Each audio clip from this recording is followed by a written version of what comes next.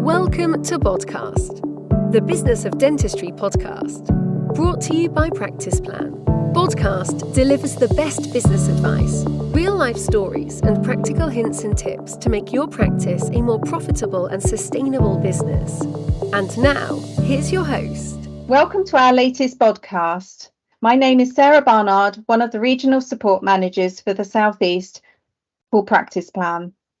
I've been working with practices for Practice Plan for over 20 years now, and one of the most common questions we get from practice principals is, how do we pay our associate for plan membership income? Well, we have created a guide for our practices with regard to paying associates for plan patients, which also includes calculations for the hygienist element of the plan income too.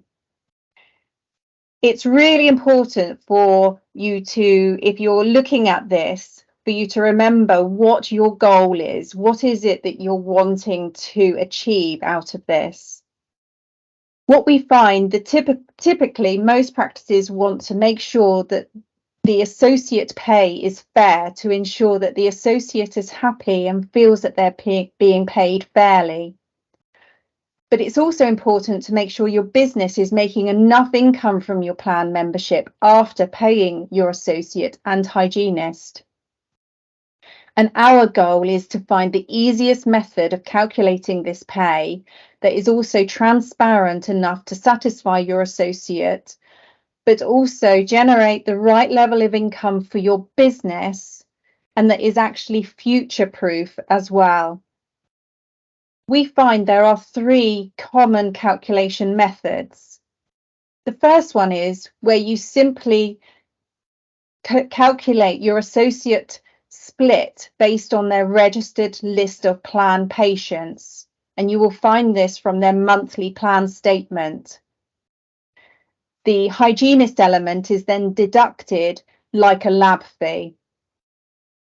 The second method is where the associate is simply paid on activity.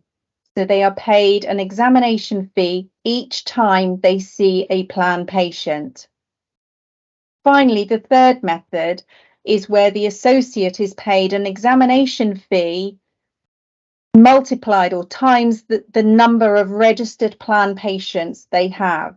So if your associate has got a list of their own registered plan patients, you pay them an examination fee times that number of plan patients. Pros and cons for each method. Method one actually is quite simple. It's easy to understand. However, it can be very admin heavy. And you do need robust monthly hygiene reporting to make sure that you're removing the right amount of the hygiene element. Method two, that's a very simple method. However, it's very unattractive for associates as they are only paid on activity rather than actually the plan income. So there's no incentive for your associates to grow the plan list themselves. Method three, that's the most popular.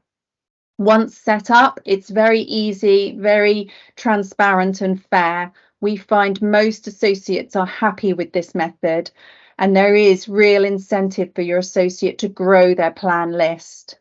In our guide that we provide our practices, we do go into all of these pros and cons in detail, and we also provide calculators that help you calculate each monthly pay, which also includes calculating the hygienist element as well.